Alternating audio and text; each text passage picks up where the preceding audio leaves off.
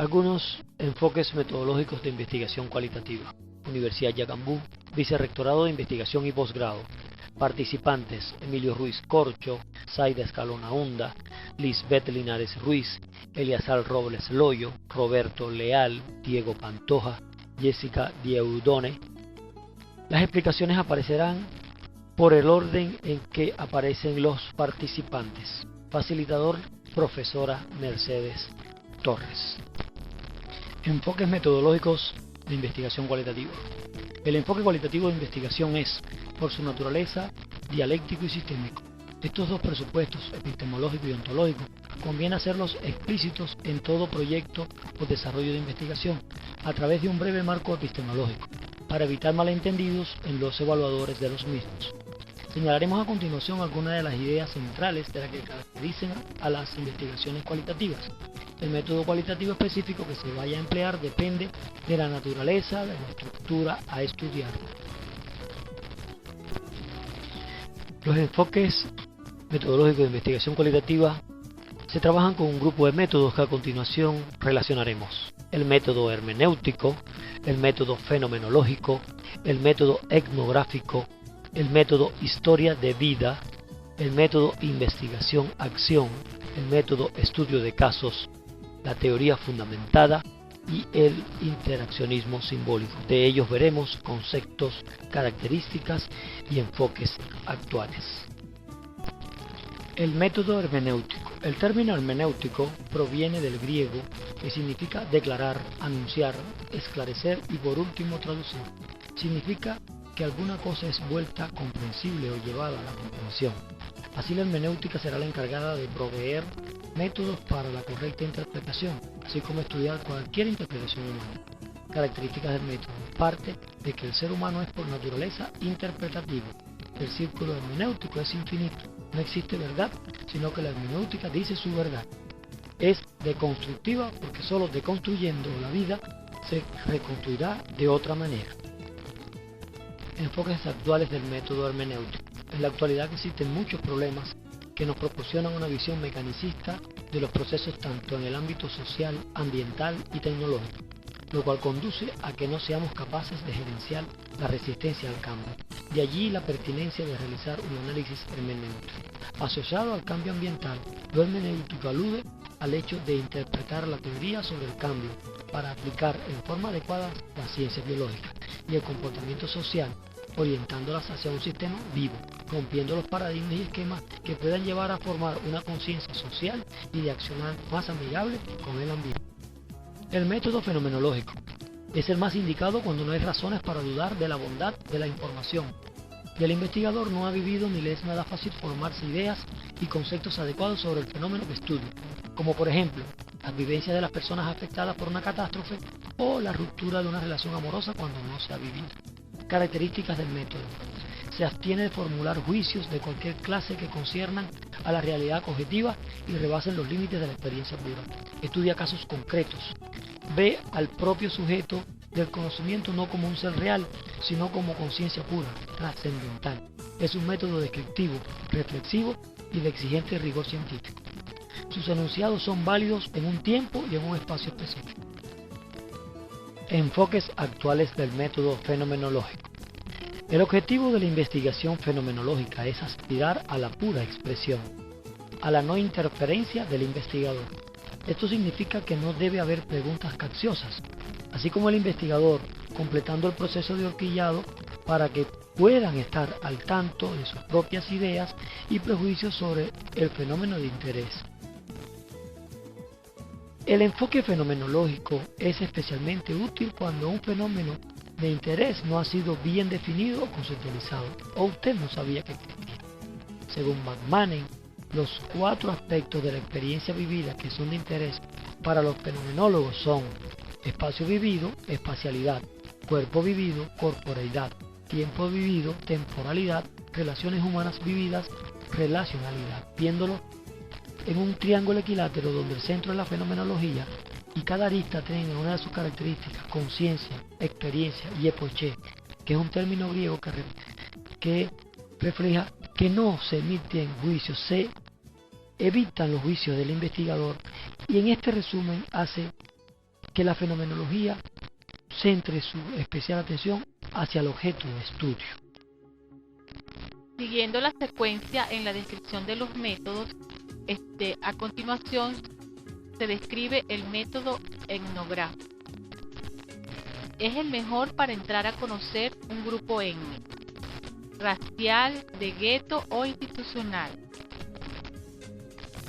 como cárcel, hospital, empresa, escuela, etc., que forman un todo muy sui generis y donde los conceptos de las realidades que se estudian adquieren significados especiales.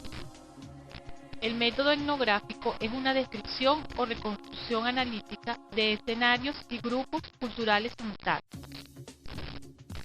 Las autoras Goetz y Lecompré consideran que la práctica de la etnografía permite descubrir el saber cultural que posee un grupo de personas, así como también los modos en los cuales ese saber cultural es empleado en las interacciones sociales. Enfoques actuales del método etnográfico. En su carácter de proceso, reconocen en la etnografía una forma de estudiar la vida humana.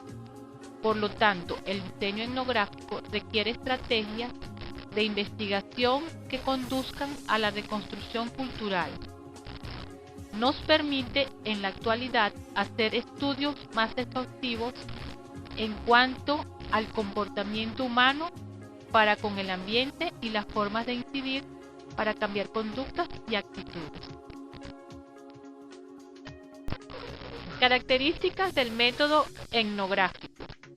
El método etnográfico es cualitativo, porque este método hace énfasis en la calidad antes que en la cantidad. También se dice que este método es intersubjetivo, porque entra en juego la subjetividad del investigador y de los sujetos que se investigan. Es cíclico, porque las actividades o pasos se repiten una y otra vez de acuerdo a la información que vaya arrojando la investigación. Es flexible, porque el investigador no enfrenta la realidad bajo esquemas teóricos rígidos, más bien que la teoría emerja en forma espontánea.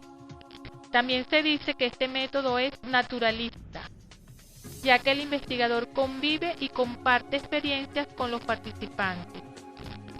Es inferencial, porque la investigación etnográfica describe y explica una realidad cultural, pero haciendo énfasis o induciendo, ya que el conocimiento de una sociedad no puede observarse directamente.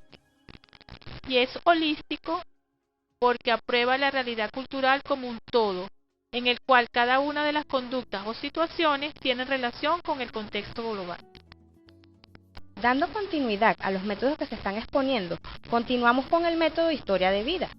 Se entiende por historia de vida al relato autobiográfico obtenido por el investigador mediante entrevistas sucesivas, en la que el objetivo es mostrar el testimonio subjetivo de una persona, en la que se recojan tanto los acontecimientos como las valoraciones que dicha persona hace de su propia existencia.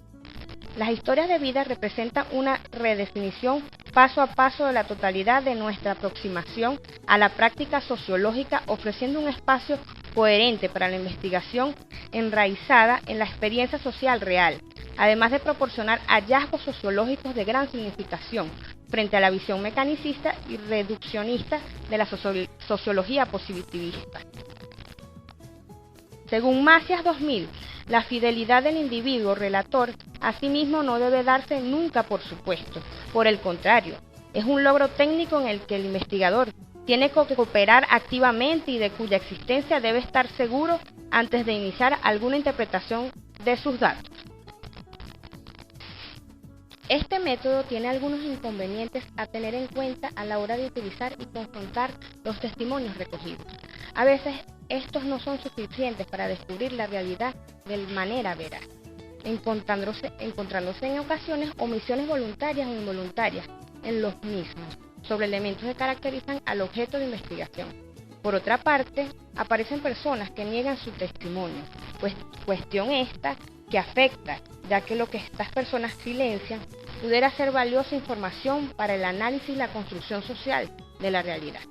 Esto obliga a que se busque un número suficientemente de informantes dispuestos a cooperar con la investigación. Tojar 2006 apunta a las siguientes cualidades personales que debe tener un investigador quien aplica esta metodología, como es la curiosidad, deseo de indagar y conocer aquello que se oculta, que no se manifiesta de forma evidente. En otras palabras, se trata de tener el apetito por conocer los aspectos y fenómenos de interés para la investigación. Escucha.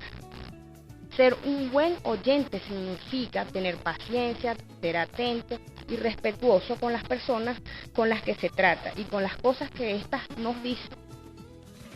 Locuacidad, la cualidad de hacer buenas preguntas, la capacidad de analizarlas. Para plantear cuestiones acertadas hay que conocer bien el tema, de ahí la importancia de manejar una amplia bibliografía. Neutralidad afectiva y distanciamiento. En ocasiones es preciso actuar desde estos principios, adoptando este tipo de posiciones. Flexibilidad y pragmatismo. El investigador ha de estar preparado para sobreponerse a imprevistos e introducir nuevas estrategias, reconducir la investigación, afrontando problemas diferentes a los previstos, trabajando con nuevos informantes y acomodándose a nuevas pistas emergentes. Todoterreno. Es la actitud que todo investigador debe tener para afrontar múltiples diferentes tareas relacionadas con la investigación, con la gestión administrativa, con las relaciones interpersonales y con las labores y funciones de las personas investigadas. Se trata de la capacidad del investigador para adaptarse con facilidad y rapidez a las diversas funciones. Claridad de ideas durante el proceso. Lo normal es que al principio el investigador suele estar muy confuso e inseguro sobre el tema elegido, el escenario o las fuentes de datos, pero a medida que la investigación se va focalizando, las dudas se van despejando y se va adquiriendo cierta seguridad en el trabajo. Entre los recursos encontramos las entrevistas, las grabaciones, redacciones propias, visitas a distintos escenarios, entrevistas a familiares o amigos, fotografías, cartas, relatos biográficos o autobiográficos, entre otros. Entre las características encontramos que es un relato puramente subjetivo, una perspectiva detallada y concreta del mundo que eventualmente podrá resultar errónea en no poca de sus partes. Se elabora sobre la base de un documento escrito por el propio sujeto. El investigador sabe que cada individuo cuenta y echa mano una teoría implícita para explicar sus propios comportamientos y actos. Como reflexión final, se puede decir que es evidente que entre los métodos que se usan en la investigación cualitativa, la historia de vida sea una de las más potentes para acceder a la interpretación de cómo los individuos crean y reflejan el mundo social que les rodea. En la historia de vida de una persona se conoce toda una sociedad, no tanto en sus datos, que pueden conocerse de múltiples maneras, sino en las estructuras profundas que constituyen su sentido. La historia de vida se convierte en todo un enfoque epistemológico para el estudio de las realidades sociales, no solamente en un método propio, sino en toda una manera autónoma de investigar, con sus propios fundamentos teóricos y sus propios métodos de conducir la producción del conocimiento. El método investigación-acción. El término investigación-acción proviene del autor Kurt Lewin, psicólogo alemán nacionalizado estadounidense, quien realizó sus investigaciones entre los años 1930 hasta 1947, cuando falleció. Él describía una forma de investigación que podía ligar el enfoque experimental de la ciencia social con programas de acción social que respondiera a los problemas principales de entonces. Mediante la investigación-acción, Lewin argumentaba que se podía lograr en formas simultáneas avances teóricos y cambios sociales. Es una forma de indagación introspectiva, colectiva, emprendida por participantes en situaciones sociales con el objeto de mejorar la racionalidad y la justicia de sus prácticas sociales o educativas, así como su comprensión de esas prácticas y de las situaciones en las cuales éstas tienen lugar. Es una metodología que se ubica en el paradigma crítico propositivo, que a diferencia del positivista o interpretativo, requiere de la participación de los afectados por la preocupación temática estudiada. De este modo, los actores implicados se convierten en los protagonistas del proceso de construcción del conocimiento e intervención sobre su realidad.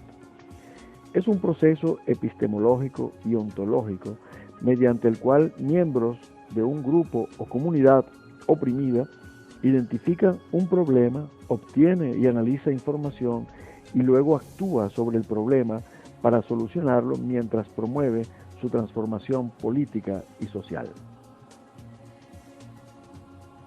Las características más resaltantes del método de investigación-acción son las siguientes. Analiza situaciones sociales que son susceptibles de cambio. Los resultados se dirigen más hacia la interpretación del fenómeno que a su explicación. Valora la subjetividad, es decir, capta las interpretaciones de la gente, sus creencias y significaciones. Es crítica, ya que la práctica se somete a un análisis y discusión continua. Es reflexiva, pues es producto del análisis donde se establece relación entre lo investigado y el sujeto.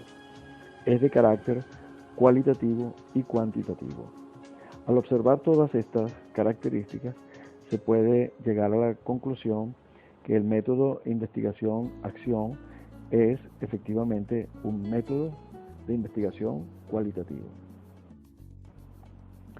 Las fases del modelo de investigación-acción son las siguientes: exploración, planificación, experimentación y sistematización. En la exploración se realiza la definición del problema que se ha de investigar.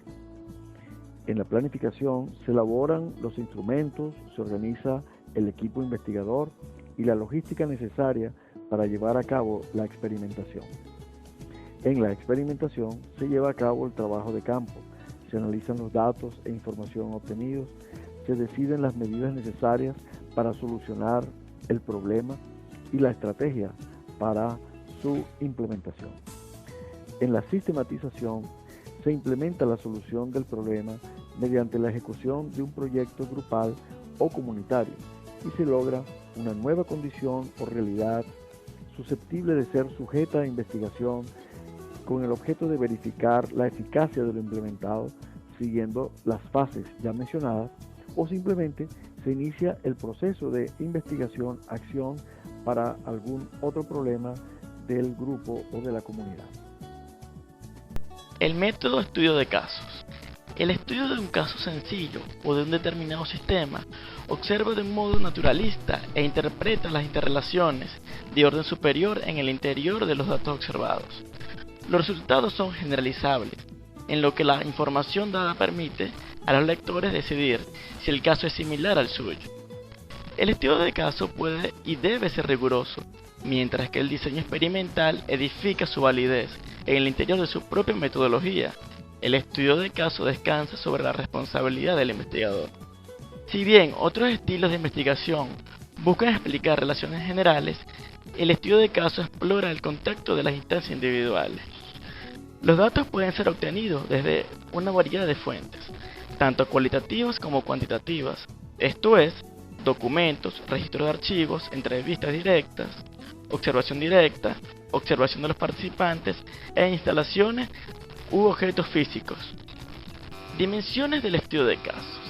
En el caso de la investigación cualitativa, la generación de una teoría a partir de proposiciones extraídas de un cuerpo teórico que servirá de punto de partida al investigador. No es necesaria una muestra representativa. Utiliza el método científico, inductivo. Se debe partir de un estado nulo de teoría. En otras áreas tales como las ciencias sociales y en la dirección de empresas, así como en las áreas de educación, política de la juventud y desarrollo de la niñez, estudio de familias, negocios internacionales, desarrollo tecnológico e investigaciones sobre problemas sociales, ha sido una de herramientas de gran valía. Luego de lo anterior dicho, llegamos con la teoría fundamentada, la cual representa un método de abajo hacia arriba, en el cual la teoría emerge de un proceso de recolección de datos, codificación y análisis de los mismos, en lugar del enfoque de arriba hacia abajo, donde se intenta probar una hipótesis usada en una investigación más científica. La teoría fundamentada asume que la teoría está contenida dentro de los datos recolectados.